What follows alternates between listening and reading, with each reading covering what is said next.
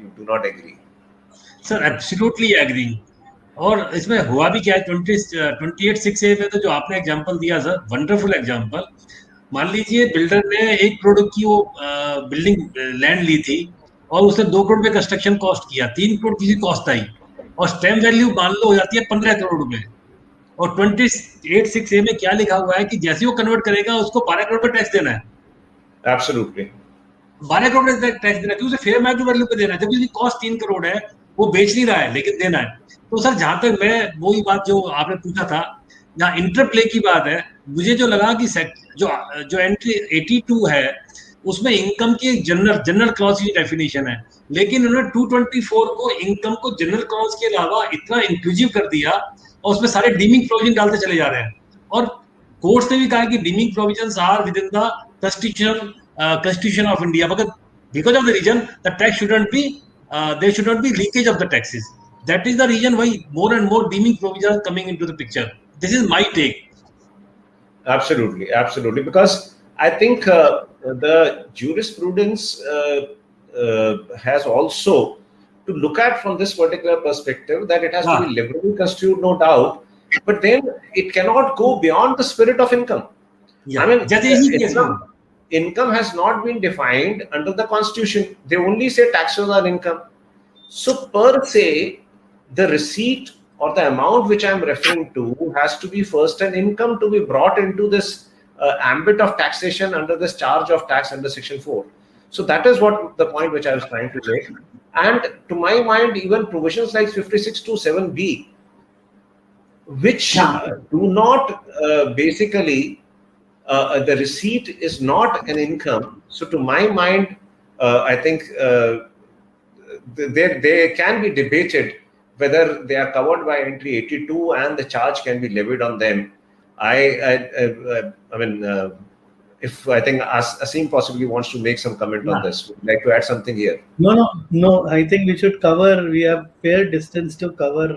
Yes. Arora sir, Arora ji कुछ queries हैं, एक दो अगर आप परमिशन दे तो I can take up those queries. One query is from Mr. S. Triambak. Section 224 has to be in line with Section 4. Yes, Section 4 and 224, they are in line, therefore, but then 224 we make it as an inclusive and we keep on adding things. I'll come back to this particular query later on, because there is not so much issue regarding 224 and 4. The issue is regarding 224 and 82, entry 82. That's what I was talking of. My request is कि sir पहले हम cover करते हैं 5 और 6 अभी बाकी है, हम लास्ट में कर लेंगे. Okay sir. चलिए. So let's get back to business. Okay. So now when we talk of concept of when we talk of total income, there is a concept of mutuality is there. Now, a concept of mutuality, again, the same thing is there. We have judgments of Bankipur Club and Ranchi Club. The concept here is that if few people combine together, they are contributing something and they are sharing that the contribution which is being made, they are themselves sharing it in the form of any kind of services or any kind of product, then they cannot make profit with themselves. So just like concept of mutuality, there is no tax on concept of mutuality. I mean, in the sense you can have associations, clubs, where you have a mutual organizations where there is no, I mean, there is a identity of the contributor and the sharer in that particular society or that particular club. Then the concept income is not leviable, because that is not, you cannot make income from yourself. So the Section 4 cannot levy tax on this kind of a concept of mutuality. Now then we have, and I think I'll quickly cover up because I think more important sections are left. We have 5 and 6, where the 6, the recent amendments need to be addressed and discussed at length, because there would be a lot of controversies there. Okay, now as far as person is concerned, Section 4 talks of total income, then it talks of person. Now, for every previous year is an independent year. So let me come to person. Now, person, individual, HUF, company, firm, I think we all understand. The concept of association of person is another concept which is a little problematic. Now, they have made the definition of person very wide. It includes all kinds of entity.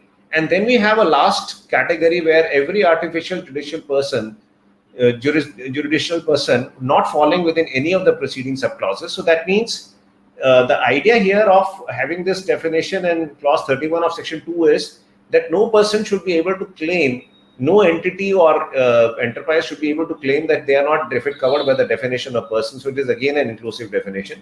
So I'll just briefly mention regarding AOP, which is again a very gray area. Now AOP, that means association of person, has not been defined. And there is no universal formula which is applicable to decide the levy of tax as far as an AOP is concerned. But this AOP creates a lot of problem when we come to doing any joint venture together. Now, we come across a lot of such situations.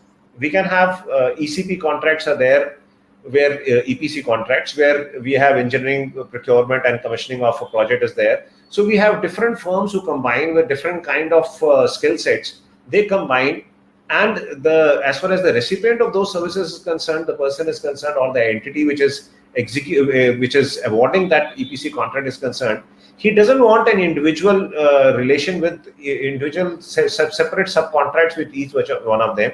They want to enter into only one contract for, let's suppose, construction of an hydropower project or any such big project. Now, they don't want individually that engineering is being done by somebody, procurement is being done, and then commissioning is being done, because that would create a problem of coordination between different agencies. So they say you make a joint venture, come to us, you are together, and we'll have one contract. The contract may contain terms of how much payment is to be made to A, B, C, as the case may be. Now, this is again an area which is a gray area. Why I'm talking about this particular thing is because there are rulings that an AOP is taxable, and the income tax department or the AO does not have an option to levy tax on the individual members. The AOP itself would be leviable to tax. Now, this is a situation which creates a problem. Now, if you are three entities, you are combined together for executing particular contract, you are individually receiving the money, and you have scope is defined. For this person, for the EPC contract, there was a circular number 7, 2016 was issued. Now, you can have a problem here that you are offering your income on an individual basis, but the department says that no, this constitutes an AOP. And if this constitutes an AOP, the tax would be charged from AOP. And considering this Supreme Court ruling at 684 Tax Amendment 630, the problem is that AO would be justified or legally right in levying the tax on the AOP, in spite of the fact that individual tax has been levied on the members. So in such a situation, this would create a lot of litigation for the entity. So I think here the legislature needs to make the concept of AOP clear and give the option as to in what circumstances the tax would be levied on AOP and when it can be levied on the members. But when we are talking of the person, AOP is a person, and the tax is leviable at the first possible stage at which the income is received. So AOP can create a problem. Now, coming to scope of total income, which was being referred to. Now, this is intertwined with the residential status, so we'll be taking it up together. I mean, we'll be discussing it together also. So I'll just briefly mention these things right now, and then as we proceed further, we'll be discussing it at length. First of all, when we are talking of the income from India, a general legislative attempt is always made to ensure that the drafting is done in such a manner that we do not leave any scope for any slippage from there. That means the person is not able to take any benefit that this is not provided for in the law. And if you look at it, the manner in which the scope of total income has been worded in Section 5, it says it is received or is deemed to be received in India in such year by or on behalf of such person. That means if the person has himself received or somebody else has received it on his behalf. And then it also talks of accrues or arises or is deemed to accrue or arise to him during such year. Now, if you look at it, we are familiar with the concept of receipt as well as accrual. So the income can be received, it can be accrued also, but not yet received. So both the concepts can be there, but the manner in which this section, these two clauses have been drafted is something like which is an abundant caution to ensure that nothing is left out as far as we are talking of these incomes which are there. So the first two clauses, whether it is received or accrues or arises to him or deemed to accrue or arise, I think you'll be discussing at length. As far as deeming provisions in section 9, we'll be discussing at length, and I think Asim is himself taking this particular section, so we'll be talking at length. And then we have third category, which accrues or arises to him outside India during such year. So these are the three types of income which form the scope of the total income as far as section 5 is concerned. And then for section 5 further provides, we'll be discussing it in detail. Let me just run through the section first and then we'll come back to this. Now we have a concept of resident, not ordinarily resident, and non-resident. So what is resident? What is not ordinarily resident? And what is non-resident? That is contained in section 6. So we'll move to section 6, but I'll just mention that here we are talking of that if a person is a resident, then his income, Indian income, as well as his foreign income outside India is also taxable. What we generally term it as a global income is taxable. So if a person is a resident, now resident means what? Are we talking of a person who's living here, or resident means what? We'll just discuss that particular resident. And I think being a conference of by and large, I think qualified professionals here, so by and large everybody knows, but then we are doing a sort of a refresher kind of a thing, as well as a new amendment, new provision which has come last year. In fact, it has become applicable from 1/4/2021. Okay, now, so we have that as far as a resident is concerned, his entire Indian income, whether received or accrued or arisen, which is deemed to have been received or which is deemed to have been accrued, everything is taxable, goes without saying, justified. But his income which accrues or arises to him outside India also is taxable if a person is resident in India. Now, please remember one thing, we are talking of enabling provisions here. Now, here, merely saying accrues or arises to him outside India during such year, it will be taxable here, has to be subject to the double taxation treaty. It will be subject to the provisions of international taxation, which possibly would be covered in a separate segment or separate this session which you would be having. So here we are trying to make an enabling provision in the Act where we are trying to encompass everything so that we are not leaving out anything. On the contrary, when the same thing goes to specific incomes which has arisen out of India, and there is a specific DTT there, so then this concept of accrues or arises to him outside India, even in the case of a resident of India, it may not necessarily become taxable as is Indian for the purpose of his Indian income tax. Wherever, now let's take an example. Let's suppose it's an income from rental income or an income from capital gains from sale of a property. Now, most of the DTTs provide that they're taxable in the state in which the property, immovable property, is located. If that be the case, then in spite of the enabling provision which is there in Section 5, in spite of that, the provisions of DTT would override the provisions of, I'm sorry, it would be inappropriate to say override, the provisions of DTT and the Income Tax Act, whichever are more favorable to the SSC, which are more beneficial to the SSC, will prevail. So now, I'm sorry. Then we have a second category of not ordinarily resident. Now, in the case of a not ordinarily resident, now the income which accrues or arises to him outside India will not be included unless it is derived from a business or a profession which is set up in India.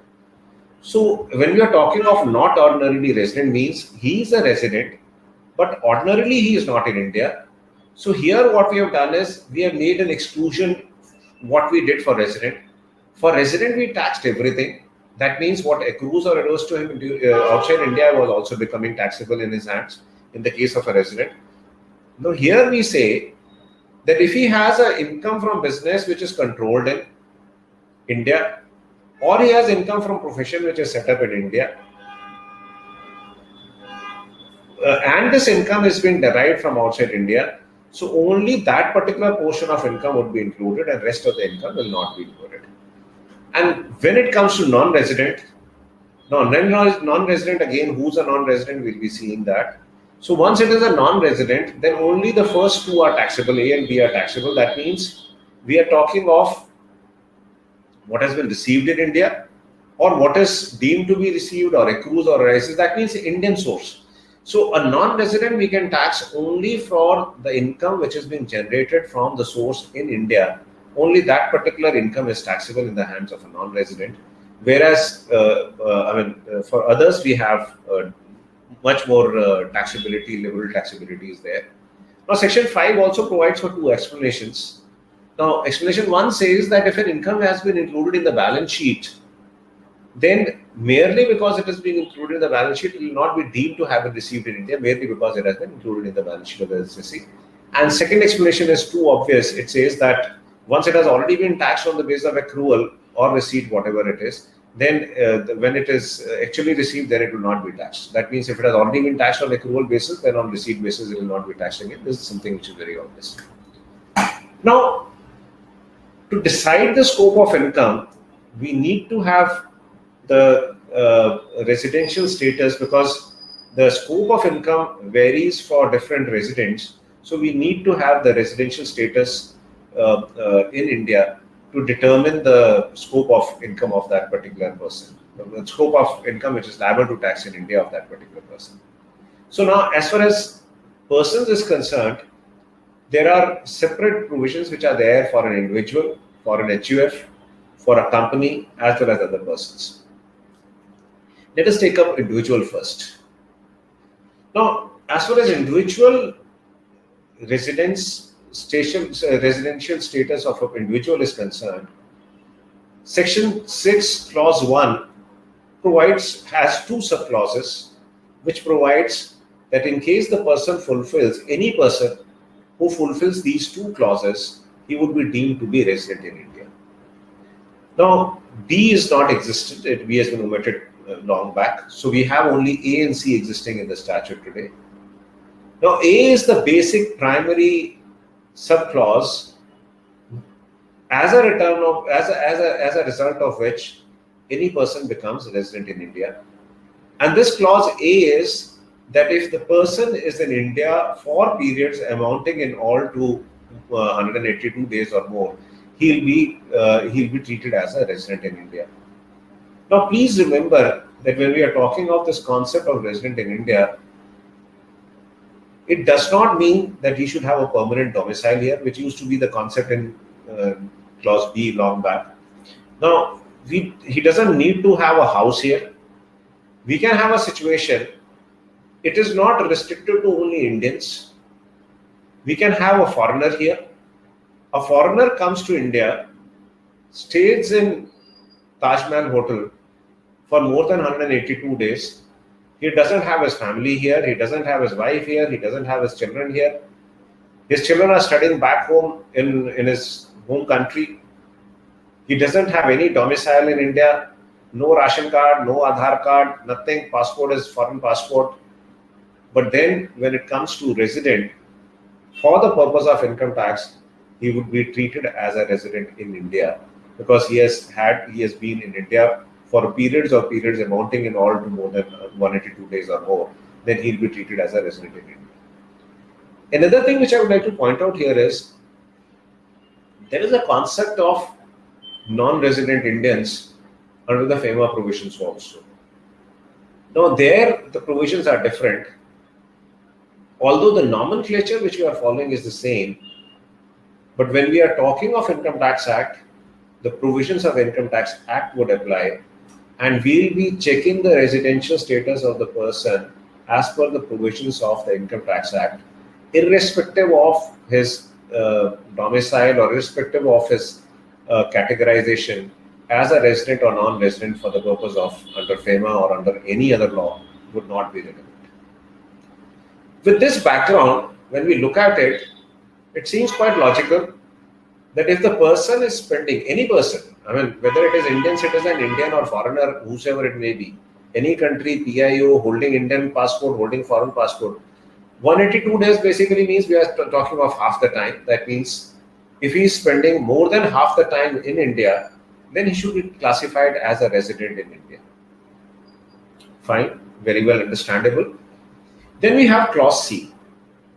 Now clause C says that if the person is in India for period or periods amounting in all to 365 days in 4 preceding years prior to the previous year, and is in India for a period of 60 days in the previous year, then